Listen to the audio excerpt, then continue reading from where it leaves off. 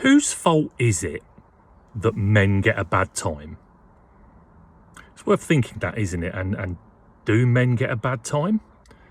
Blue Soul Shoes is about raising issues that affect men and their mental health, specifically middle-aged men. And I've spoken before about how a lot of other groups in society have the support when they're going through tough times or challenging times or times in life that just happen naturally. So if you're planning on having children, there's lots of textbooks and advice and support on how to have children, how to raise children, how to be a young parent. There's textbooks on how to manage and deal with teenagers, how to choose what education you want, what exams you want to take, getting a job. There's quite rightly a lot of support out there for what I'd call minority groups, for the LGBT community, for the black and ethnic minority community, for women going through the menopause, for pensioners, even those that are dealing with family members that are perhaps dying and bereavement. There's lots of support, but there isn't stuff there for middle-aged men. And we go through our own version of the menopause, don't we? As I've shared before, we have big physical and emotional changes that happen to us. Hormones have incredible impact on us as we get older. But does that mean it's unfair on men? And I'm getting a lot more questions about what do I think to that term toxic masculinity that we hear quite a bit about as our men hard done by, and especially our younger men trying to find their place more, and does society work against them, and does it work against their mental health? And I've got quite mixed feelings on this that I wanted to share that can hopefully help you if you've got young guys that you're raising or in your community that you want to support or just want to understand more. I always start off at a place where I make clear that as people like me, and I always call myself politically male, stale and pale, so I'm a white middle-class guy, and so I have no experience at all of what it must be like going for a job or going for an interview and being judged on things that are not in my control. So I know statistically that if I was a guy that was black, I'd be at a lesser advantage going for a job just because of the colour of my skin. I know because statistically I'm not going to be judged differently because I'm heterosexual, whereas if I was gay, I wouldn't be. And there's lots of examples where because you get a man who's black or a man who's Asian or a man who's gay, they're treated less equally in society because of that. And that's never something I've had to think about, and that places me at an advantage in society. And when people say to me, oh, it's not really fair that other people are being discriminated against positively, I always say, you know what, it's probably someone else's turn to eat from the table for a change. Because as white middle-class men, we've held the power in society for a long time. And I'm not going to apologise for that. I'm not going to be ashamed of that. But I will also share that I do think it's time that other people could eat from the table. And that includes people from minorities, or people from the gay community, or women, or people from the transgender community. All deserve to be treated with a bit more equality. How does that affect mental health? One of the big challenges I hear a lot of is growing up as a young man in today's society is really challenging.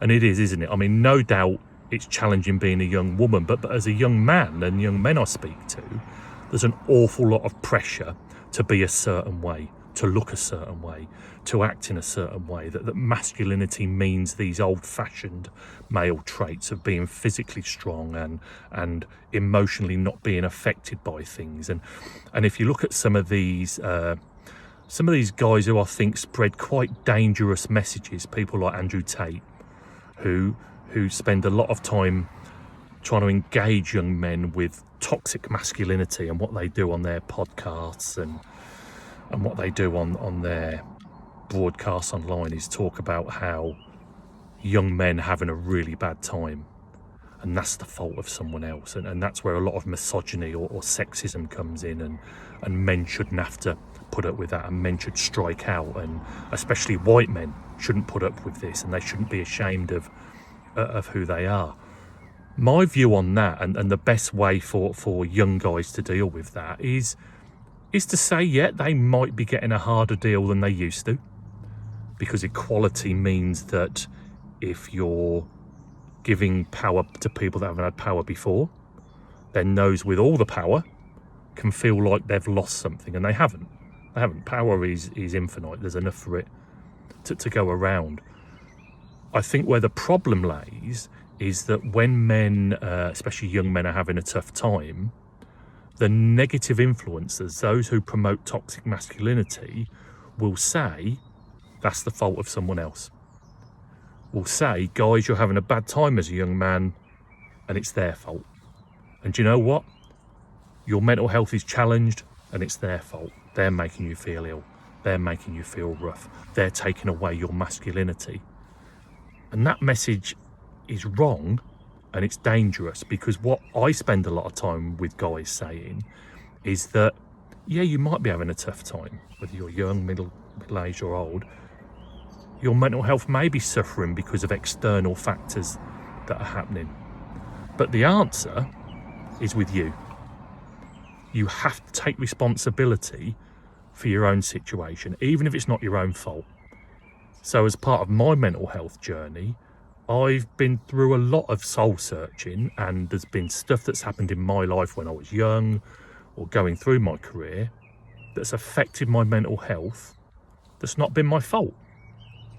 And it would be easy for me to go, that's their fault that happened, isn't it? That only happened to me because that was them. It was right for them, innit? They get loads of support. That doesn't solve anything. That just passes the blame. The answer is, what can I do about it? What ownership can I take of my situation? And that directly impacts your mental health. The best way to deal with a mental health crisis, however hard it is to have the courage to say, what can I do about this right now?